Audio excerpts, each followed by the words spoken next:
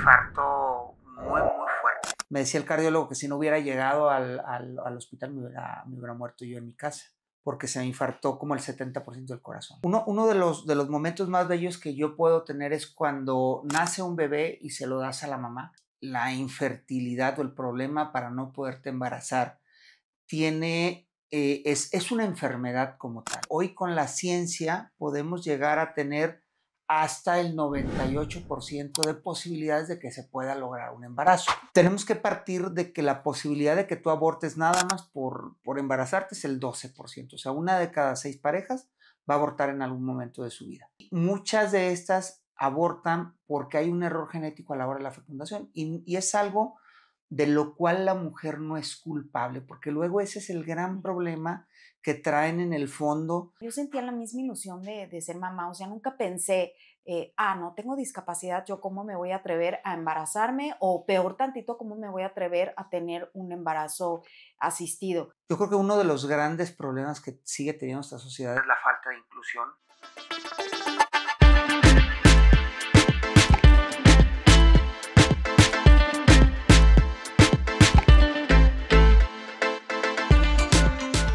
Hola, ¿qué tal amigos? ¿Cómo están? Los saluda Adriana Macías en un episodio más de Adriana Macías Sin Límites y hoy les traigo un invitado muy especial que nos va a despejar muchas dudas. Él es ginecólogo con alta especialidad en medicina reproductiva, enfocado a acompañar a mujeres y parejas en su camino para concebir.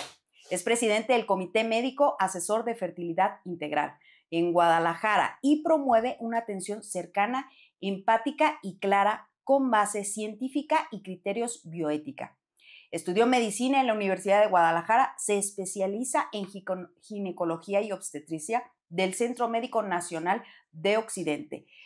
Está con ustedes el doctor Jorge Michel. ¡Un aplauso! ¡Eh! ¡Qué emoción! Oigan, la verdad es que me siento sumamente contenta, agradecida de que esté el doctor. Yo sé que de repente tenemos muchas dudas. Para mí es muy especial que esté porque, bueno, pues he tenido la oportunidad de compartir con muchas mujeres y este tema, pues la verdad es que tiene como muchos tabús alrededor, muchas dudas y la primera hoy en día es que la mujer, pues nos estamos enfocando a nuestros proyectos personales, profesionales y de repente pensamos, pues mejor me voy a esperar a que pase un tiempo y voy a congelar mis óvulos.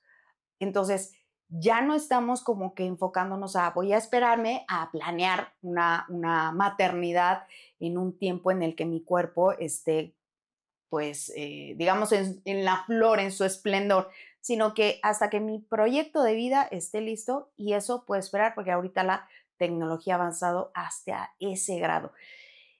Desde tu enfoque, hoy en día el concebir un bebé se ha vuelto un poquito más superficial que antes. Antes era como que el deseo de, oye, no puedo tener bebé y bueno, es un apoyo el que tengas pues un doctor que te vaya orientando, te vaya acompañando en los distintos procedimientos para tu concebir un bebé.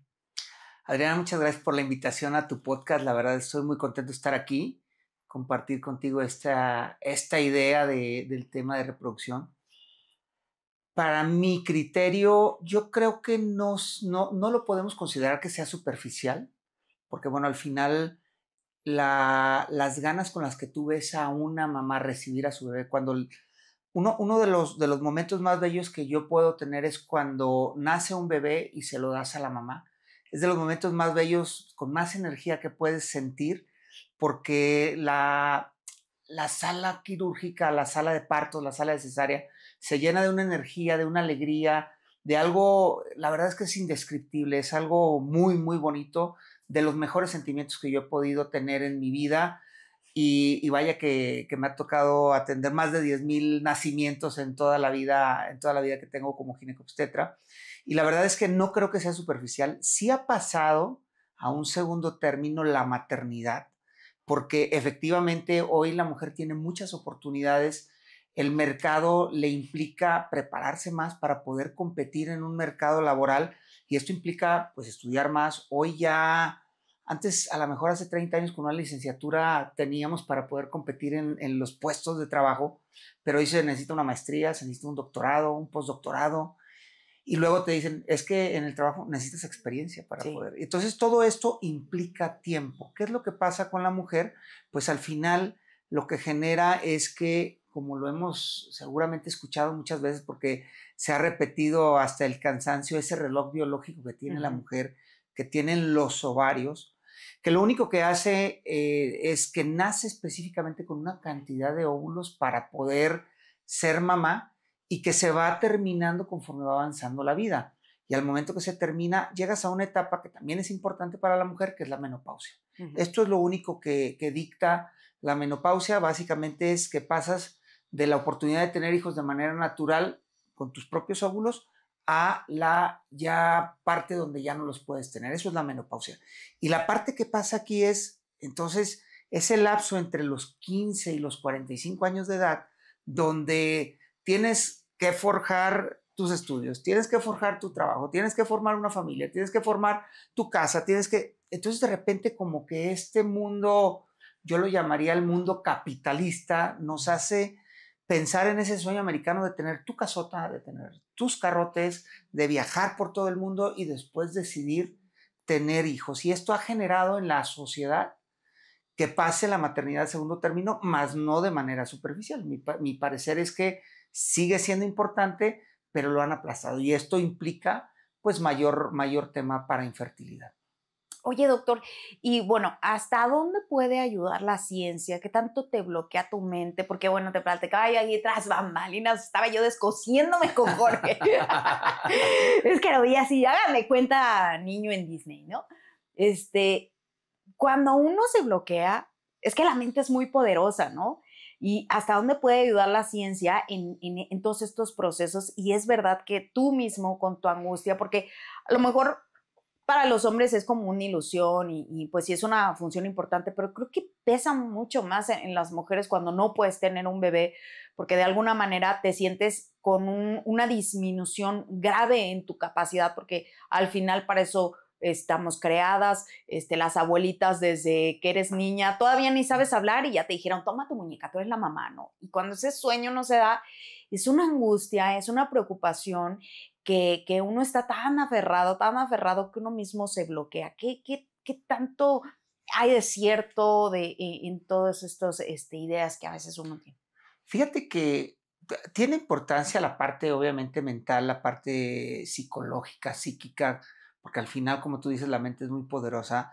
Sin embargo, hay que entender que la infertilidad o el problema para no poderte embarazar es una enfermedad como tal. O sea, está definido por la Organización Mundial de la Salud como una enfermedad en la cual es una pareja que está teniendo relaciones sexuales durante 12 meses sin protección y no ha logrado embarazarse. Entonces, esto implica una enfermedad y una definición. De hecho, tiene un criterio para ese proceso de enfermedad. Entonces, desde ahí tenemos que entender que esta enfermedad, dependiendo la etapa donde tú lo busques, la solución, donde tú estés buscando el embarazo, puede o no puede tener solución. Normalmente, hoy con la ciencia podemos llegar a tener hasta el 98% de posibilidades de que se pueda lograr un embarazo, con diferentes tratamientos, obviamente. O sea, no quiere decir que se vaya a lograr al primer intento, porque luego confundimos esa parte y muchas veces con la mercadotecnia que es en las clínicas de reproducción de le aseguramos el embarazo y luego, si no, le devolvemos su dinero, ¿no? O sea, seguramente lo has escuchado. Al final, la realidad es que pueden lograr hasta el 98% las pacientes el embarazo, pero esto depende mucho de hasta dónde quieras llegar y cuál es el límite que tú te quieres poner. Tanto físico, como anímico, como económico, etcétera. Entonces, en esa parte tienes una situación importante. Ahora, entonces, ese tabú obviamente te genera, como en todas enfermedades, imagínate, lo podemos traspolar al cáncer, imagínate a alguien que le dicen que tiene cáncer, pues obviamente se viene abajo, ¿no? Igual alguien que tiene infertilidad se viene abajo, pero hoy por hoy, a pesar de que se habla mucho que el estrés puede generar problemas para embarazarse, hoy por hoy no hay un artículo científico que pueda demostrar que el puro estrés te causa infertilidad. Luego es ese tema de, es que si estás pensando, de repente somos como muy fatalistas en muchas cosas y de repente a lo mejor dices, estoy invocando al universo, a Dios, a que no me quiero embarazar, ¿no? No. La realidad es que, o sea, puedes tener esa parte científicamente, yo no te lo podré explicar, pero sí te puedo explicar que la mayoría de las ocasiones va a haber algo de fondo que está generando la infertilidad. 50% o 40% va a ser causado por la mujer, 40% por el hombre, un 10% mixto y en 10% no llega a saber qué es. Y el gran error que se tiene en el tema de infertilidad, porque la infertilidad, si nos vamos un poquito hacia atrás, hacia la historia y que debemos de aprender de la historia para no cometer los mismos errores. Por ejemplo, si nosotros nos vamos a Irlanda en el año 1600, decían que las mamás eran embrujadas para que sus hijas no pudieran dar nietos, o sea, para que no pudieran tener, y era un embrujo a la familia. Entonces era una maldición que le daban a la familia y entonces desde ahí ya te empezabas a imaginar que algo tenías culpa, ¿no? Si te vas más atrás a textos bíblicos, hablaban de, en el Antiguo Testamento, recordarás que decían, era estéril como la higuera, ¿no? Entonces era como un castigo, hablaban de Sara, que a los 90 años tuvo hijos, etcétera, o sea, y decían, es que ella era estéril como la higuera. Entonces, de repente tenemos esa concepción de que es un castigo, es algo que nos está pasando, y de ahí viene toda la parte de ya no sirvo, algo hice mal, y viene esa culpabilidad en la cual hemos estado criados en la parte de premio-castigo, que yo creo que es un gran problema que se tiene en mucha parte de la educación, sobre todo hacia atrás, ¿no? Entonces, creo que va mucho relacionado ahí, pero al final lo que te quiero decir es que la realidad es que si encontramos y estudiamos bien a las pacientes, el 98% de las causas se puede resolver. Ay, oye, doctor, pero bueno, tú me dices el 98% y eso a mí me suena un porcentaje muy positivo, muy alentador, muy esperanzador. Y cuando quieres tener un bebé, bueno, uno lo da todo, dice, no, hombre, hipoteco mi casa, vendo mi carro, lo que sea, para lograr ese sueño, porque en ese momento es como que el deseo más importante de la pareja. Y como es un deseo tan importante, ¿cómo podemos identificar o cómo nos podemos proteger como pareja o como mamás, como mujeres, para no caer en estos lugares que nos dicen, no, no, no, casi, casi vas a salir con tu bebé, ya entras, respiras aquí y ya sales con tu bebé?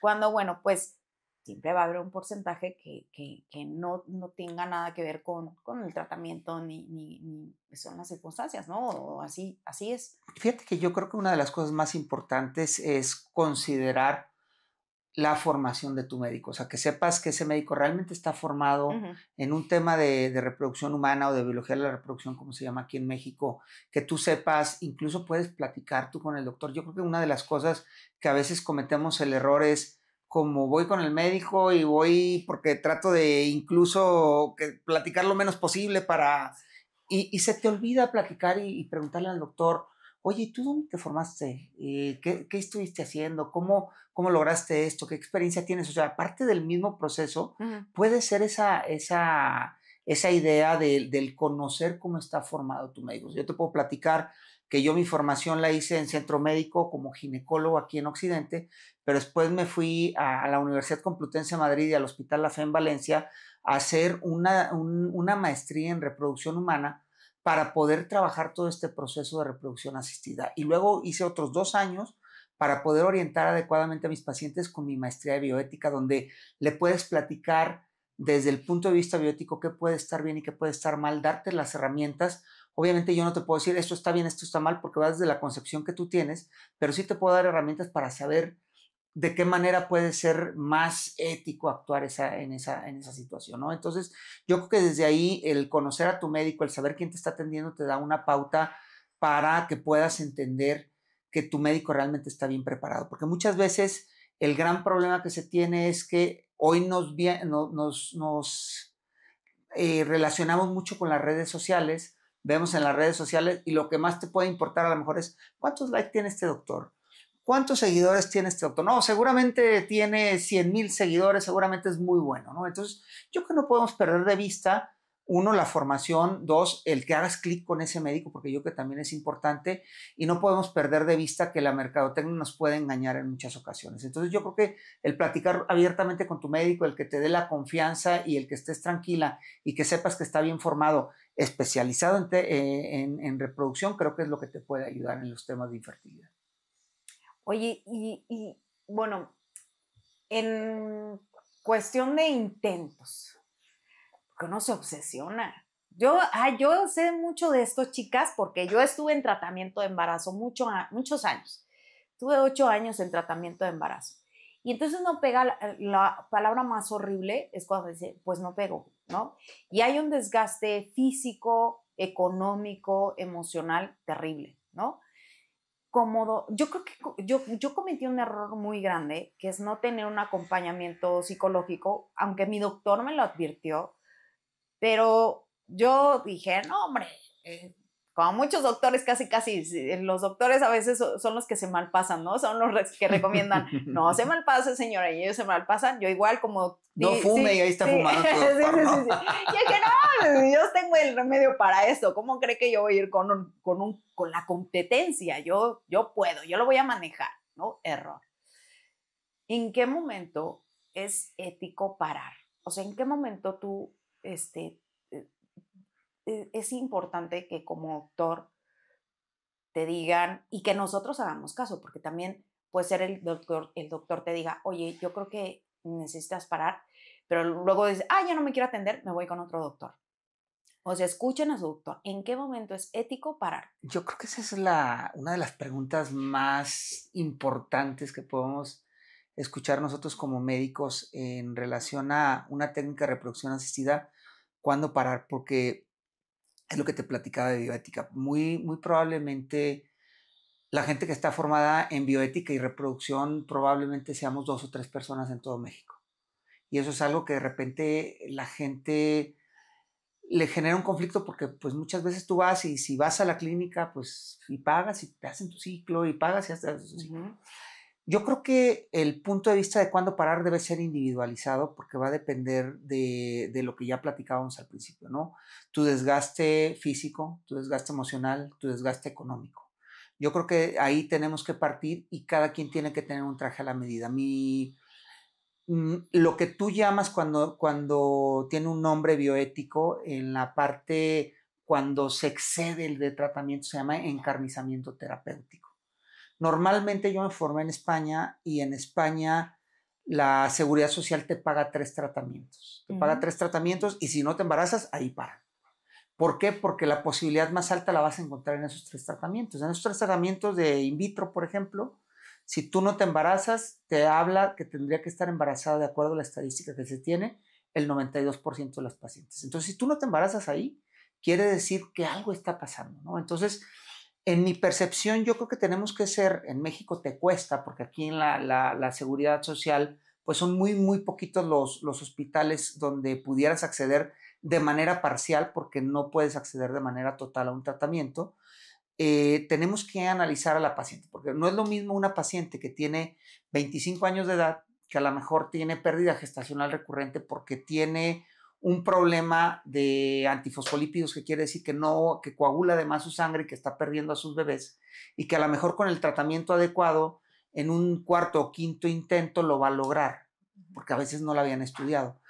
No es lo mismo a una paciente que a lo mejor tiene 44, 45 años de edad, que prácticamente ya no tiene óvulos y que tú tratas de sacar los óvulos y esos embriones que te da tienen alguna malformación y que no los vas a poder lograr implantar. Y que a lo mejor te puedes encarnizar en decir, bueno, pues otro y otro y otro, y le saco otro óvulo y le saco otro óvulo.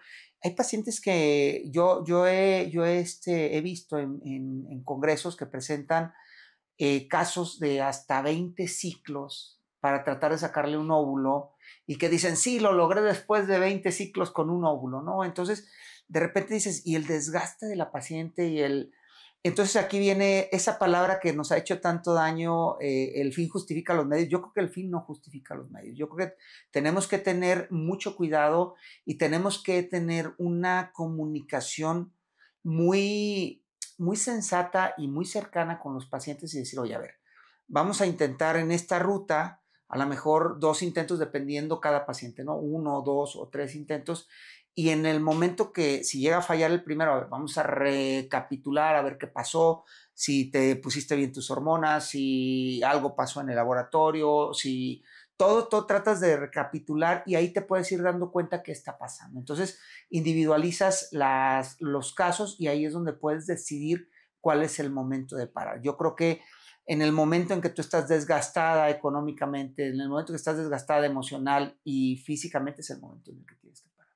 Sí, porque bueno, llega un punto en el que ya tienes conflicto con tu pareja, entonces, Correcto. ¿cómo vas a recibir un bebé en una pareja ya conflictuada? Claro, ¿No? claro. Cuando era como que Desgastados, claro. Sí, o sea, sí es un momento muy, muy retador. ¿Cuántos casos de éxito has tenido? Bueno, ahorita los cuantificaste más de 1000 o una cosa así, ¿no? De nacimientos hemos tenido más de 10,000, pero hablando en pacientes con in vitro y sin in vitro, o sea, de pacientes que me ha tocado atender en toda mi vida, que prácticamente ya son 20. Yo empecé a hacer todo el tema de mi residencia en 2002. Estamos en 2020, tengo 23 años haciendo temas de obstetricia.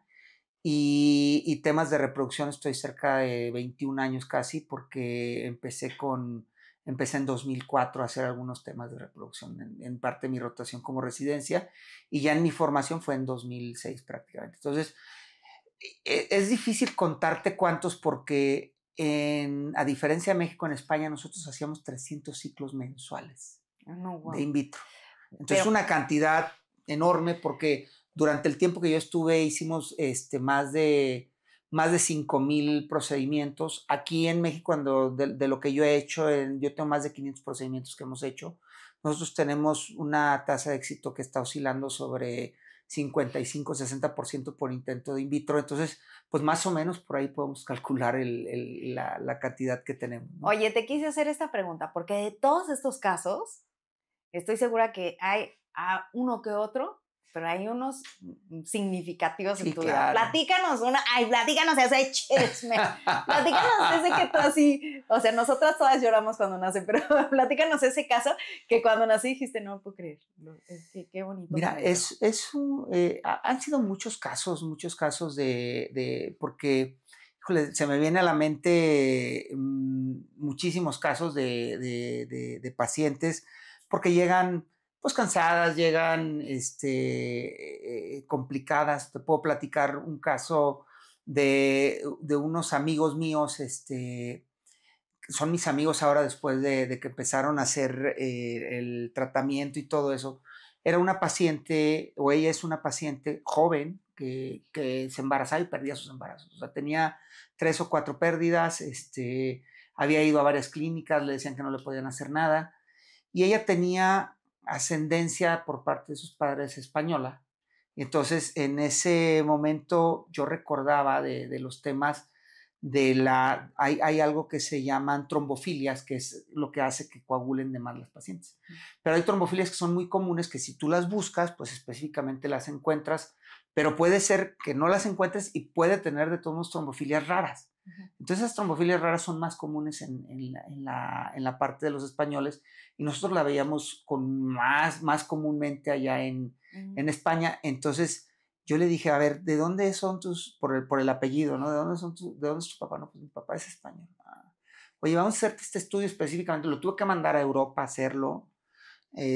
Fue un tema que tardamos probablemente como 2 meses en saber el resultado y todo. Le dije, ya encontré que tienes, te voy a hacer. Le dimos un tratamiento, de hecho ni siquiera necesitó una técnica de reproducción asistida.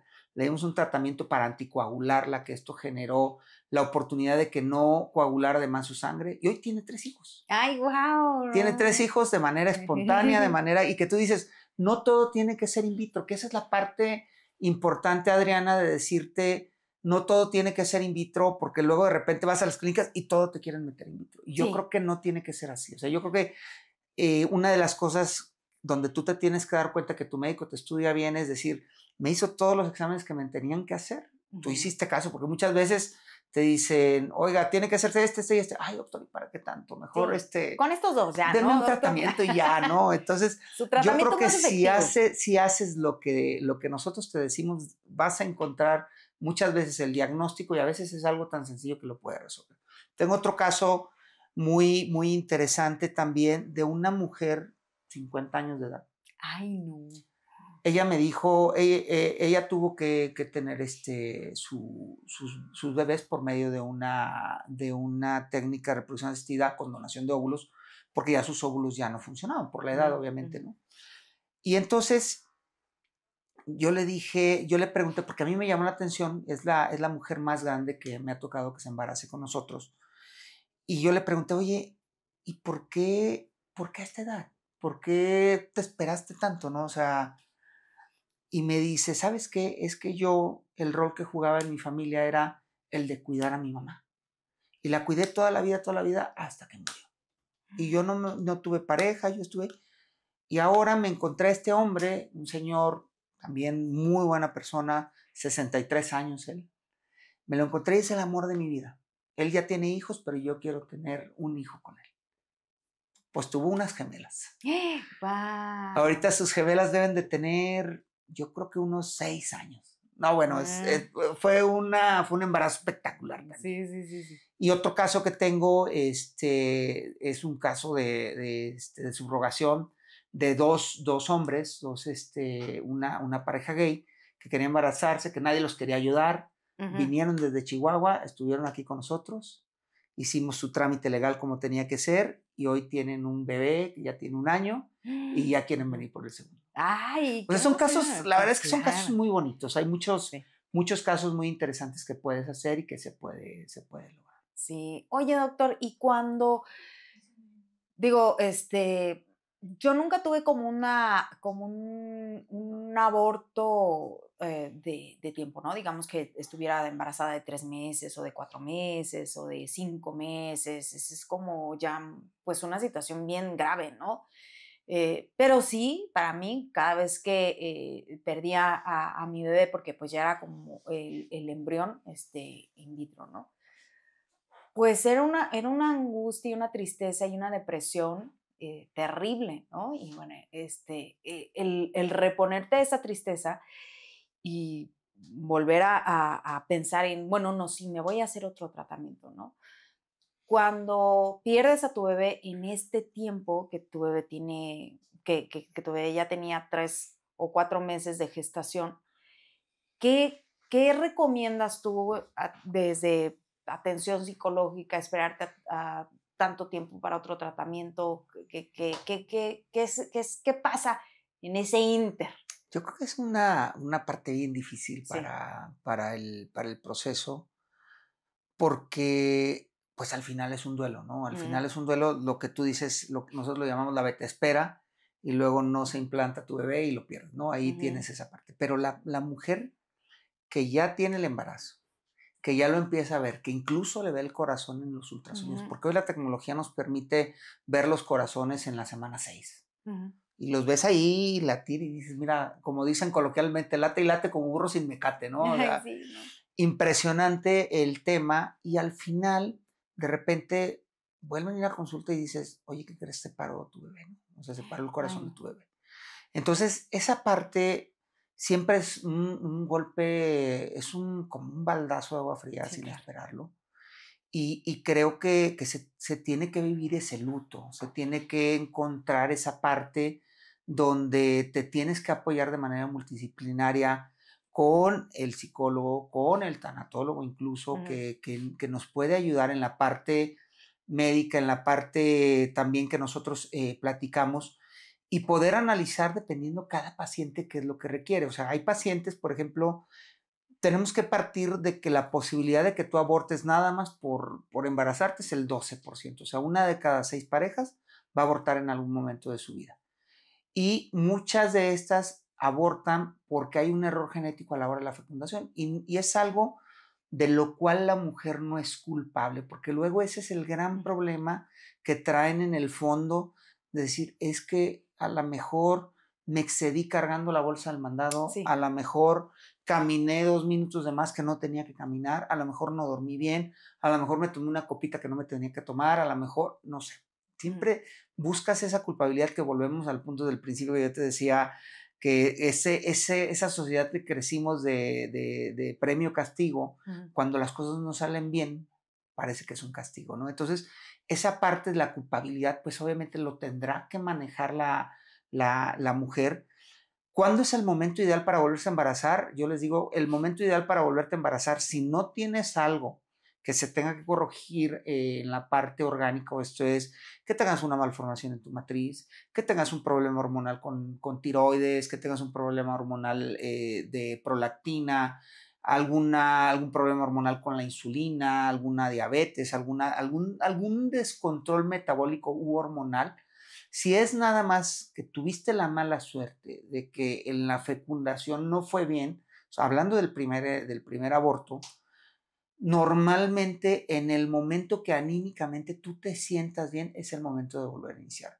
Hay pacientes que lo intentan al siguiente mes y se embarazan y les va bien. No hay nada que diga o que contraindique eso, pero si tú anímicamente no te encuentras bien, pues va a empezar toda esa pelea con el marido y vas a entrar con una depresión al embarazo, y al rato viene todo el problema de que te embarazas y que no quieres ese bebé, no te estás cuidando adecuadamente y de repente es toda esa parte. Entonces yo creo que el momento tiene que haber en esa esfera, tanto anímica como física, tienen que estar en esas dos esferas bien equilibradas para poder buscar ese embarazo. Ahora, si hablas de 2 pérdidas o más, hay que hacer un estudio ya específico, como el que te platicaba de buscar trombofilias, algunos problemas del útero, alguna malformación, algún mioma, algún pólipo que pudiera estar causando el problema, y tendríamos que buscar a fondo qué es lo que está pasando para entonces poder decir, ya tenemos todo el estudio, ahí es donde te puedes buscar embarazar.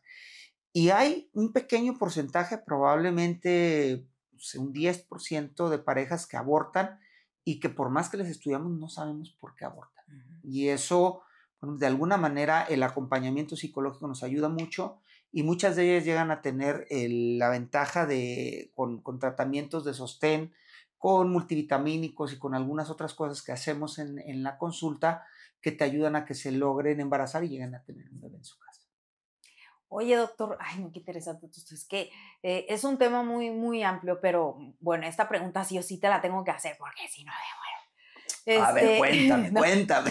es que ahorita que tú decías que recibiste esta pareja gay para ayudarlos a tener este bebé y con todos los temas legales y todo, una de las preguntas que más me hacían cuando me embaracé y que todo el mundo así como que, ¿cómo? O sea, pero que no te dio miedo estando como estás, que tu bebé nazca sin brazos, pero ¿cómo? O sea, si vas a poder y todo. Eh, en, en, yo creo que sí, hay mucho tabú en la sociedad todavía que te estigmatiza, dice, no, o sea, vete, ¿cómo vas a traer un bebé al mundo para que nazca así como tú?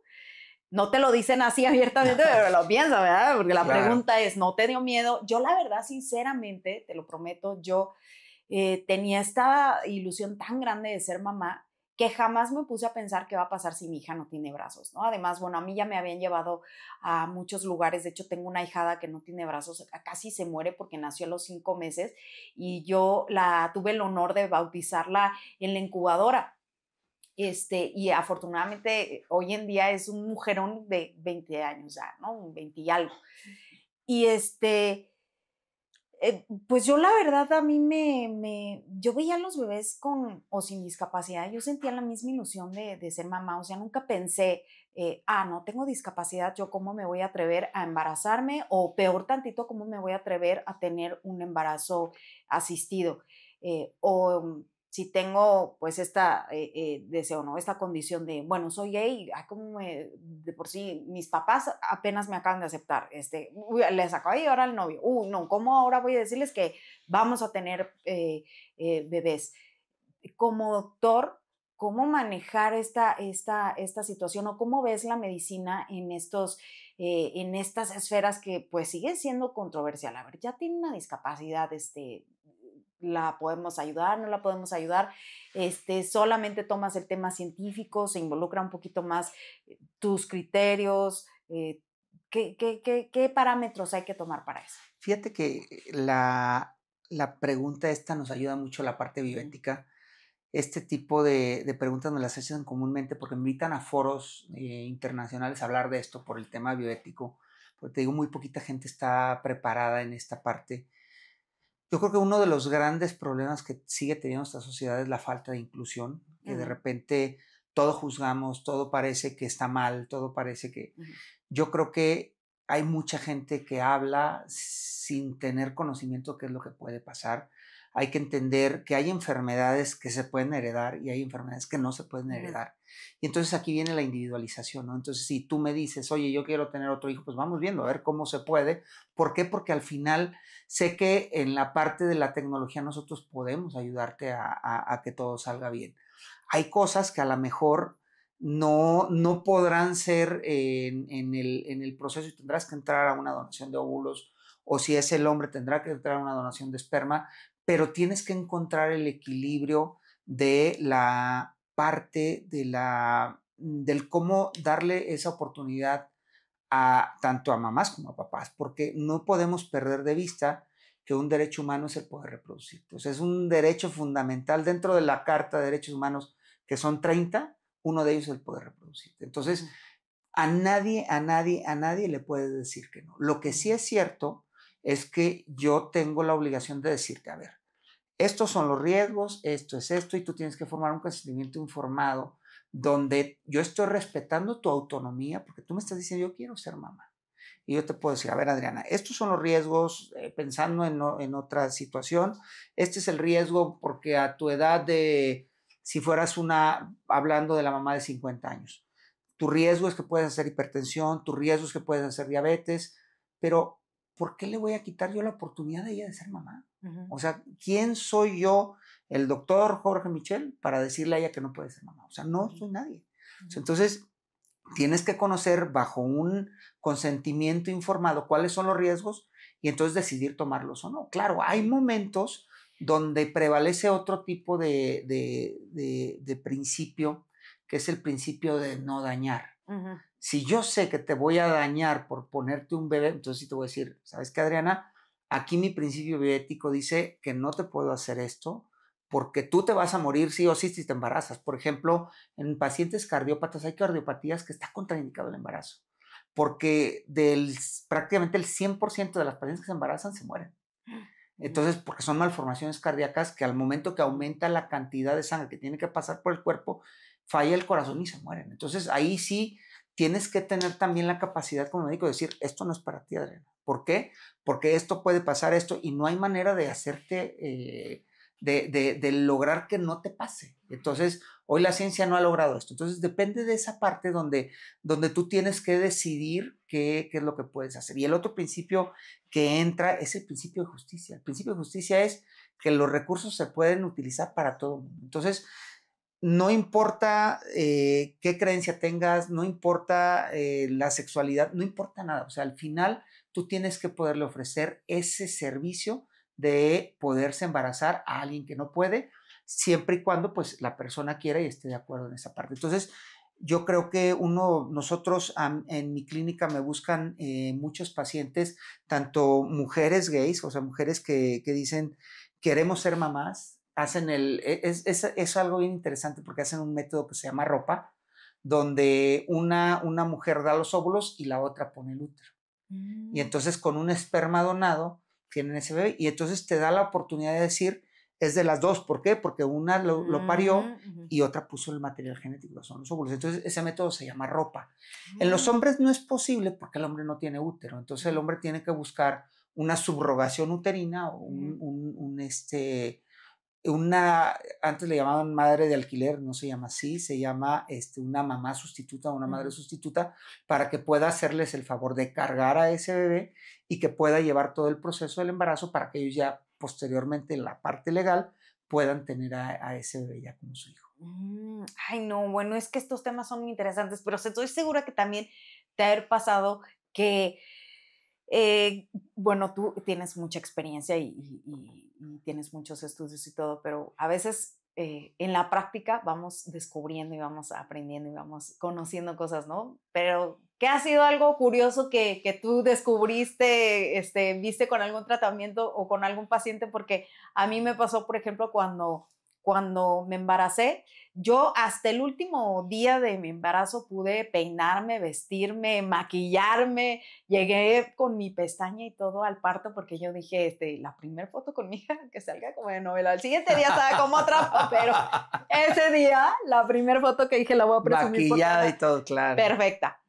Pero me daba mucha risa que mi doctor me dijo, cuando finalmente estaba, ya logré estar embarazada, me dice, no, bueno, es que contigo todo es una sorpresa porque me iba diciendo, y pues trata de hacer esto, cuidar el peso por lo de tus pies y todo, y algo que nos dio mucha risa a los dos es que hubo un punto en el que me dijo, lo bueno es que tú no te vas a tener estrías en la panza porque no te la vas a no te alcanzas la panza para rascártela, y le dije, por supuesto que me la alcanzaba, y ay no, pero sí fui valiente y casi no me rasqué, pero por supuesto que me la alcanzaba, y el doctor se venía de risa porque dice, oye, lo único que dije yo, esto sí no lo puede hacer esta mujer, y me tapaste la boca. ¿Qué es esa, alguna situación curiosa que te pasó con algún Híjole, paciente? es que hay muchas anécdotas. Ahorita, de las cosas que más me pudieron sorprender, es una pareja que iba ya por su tercer parto, todo muy bien, los acababa de yo de revisar y de repente era un sábado, lo recuerdo muy bien, un sábado, y me marcan como a la 1:30 de la mañana. Oye, ¿sabes qué? Creo que se me rompió la fuente. Ah, ok, pues vete al hospital y... Oye, doctor, es que estamos en la boda de mi hermana y yo... Pues de todas Pues de maneras. todas maneras, no, pues ni modo que quieras que vaya a atenderla a la boda de tu hermana, No ¿no? será posible.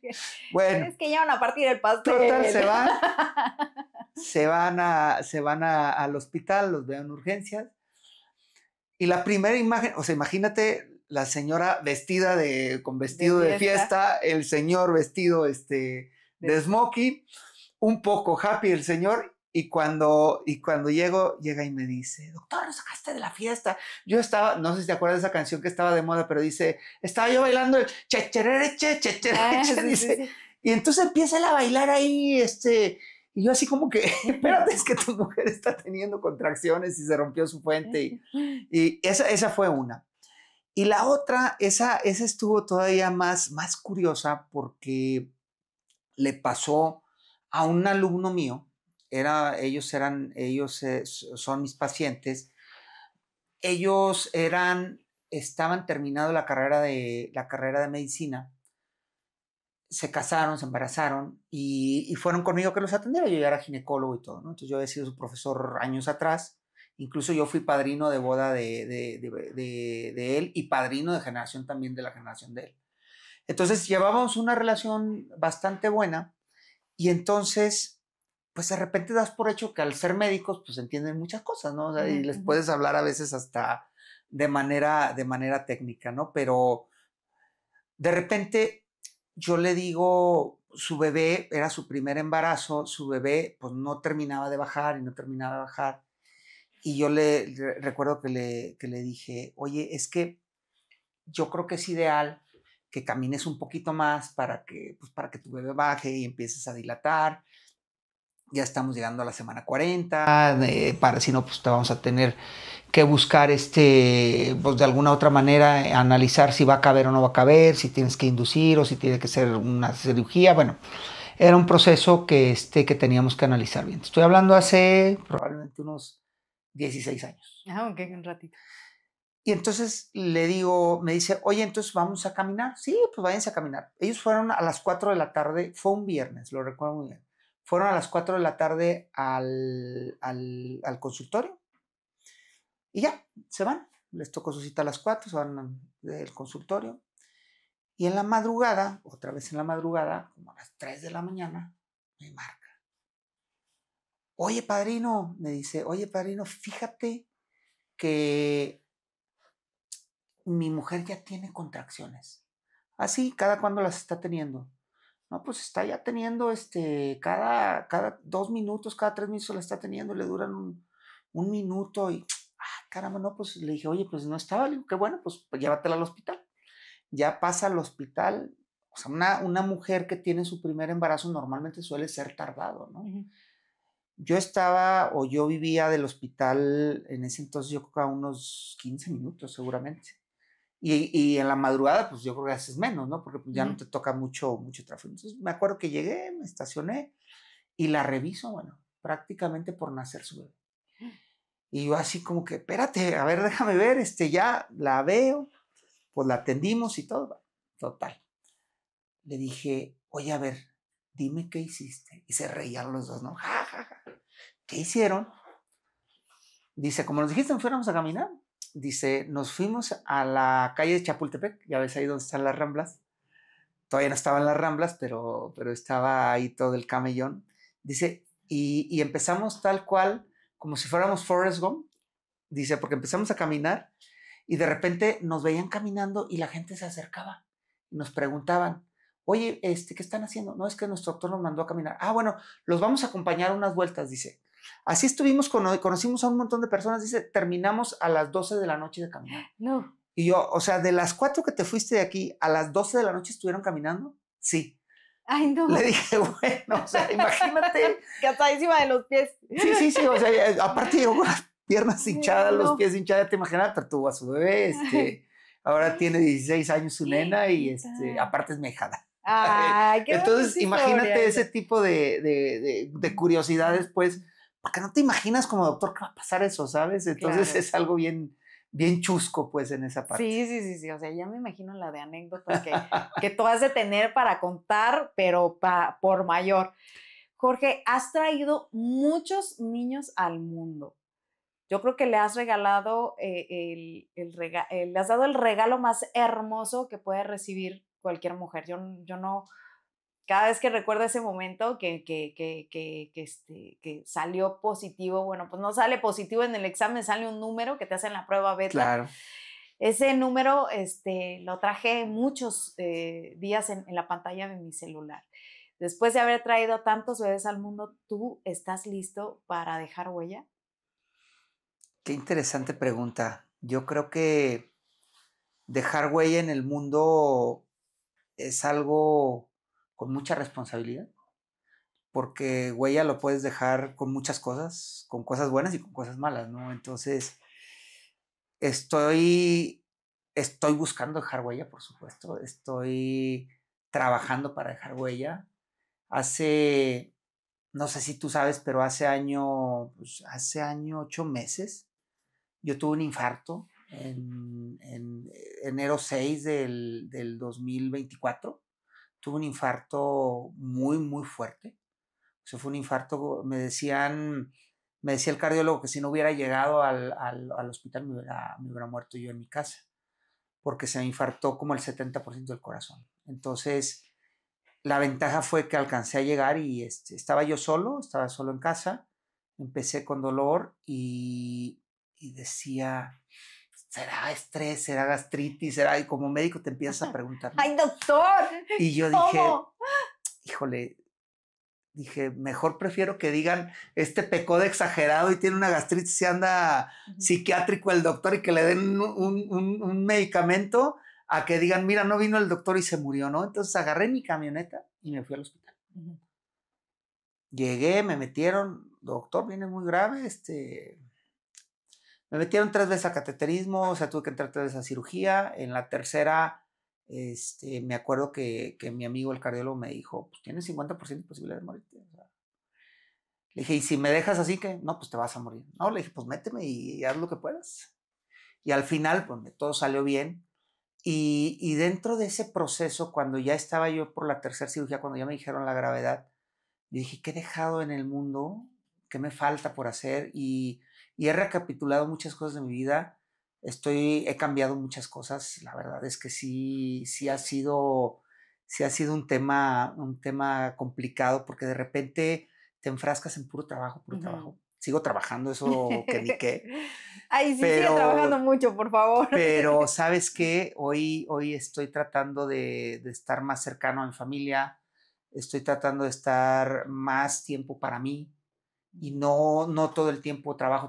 O sea, yo antes trabajaba de 6 de la mañana a 12 de la noche y no paraba. O sea, al final de repente decías, oye, a qué hora descansas? O sea, eran jornadas muy largas y la verdad es que no te mides porque dices, estoy joven, no, no pasa nada. Claro. Ya que descanse, yo decía, esa era una frase que yo tenía, ya descansaré cuando esté en el panteón, pues estuve a punto de irme. Ay, Entonces, no. fue un tema que te ayuda a pensar y hoy creo que estoy tratando de ver diferente la huella que quiero dejar. Estoy trabajando en un libro para pacientes con infertilidad desde el punto de vista de tratar de ayudarles, de darles testimonios de gente que está o que ha tenido éxito y gente que no ha tenido éxito para que sepan cómo pueden manejar esas emociones. Entonces, eso es parte de lo que quiero dejar de huella. Espero que lo escriba y que todavía pueda estar mucho tiempo aquí en el mundo, pero bueno, esa es parte de la idea de la huella que yo tengo. No, bueno, pues parte de esa huella también tiene que estar aquí, así que vámonos al reto con los pies. Vamos al reto con los pies. ¿Qué vamos a hacer? Cuéntame.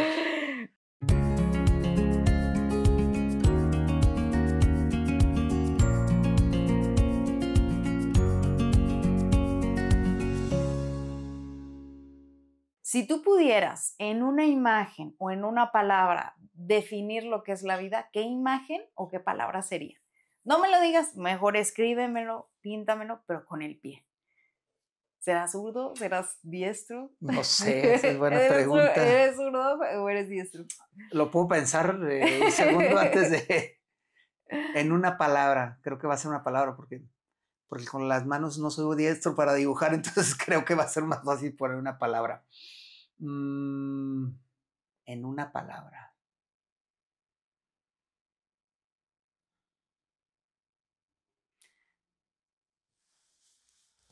La vida. Fíjate qué interesante. Eso no lo había pensado para definirlo en una palabra, pero ya sé, va a ser, espero a ver qué tanto me tardo. Dale, dale.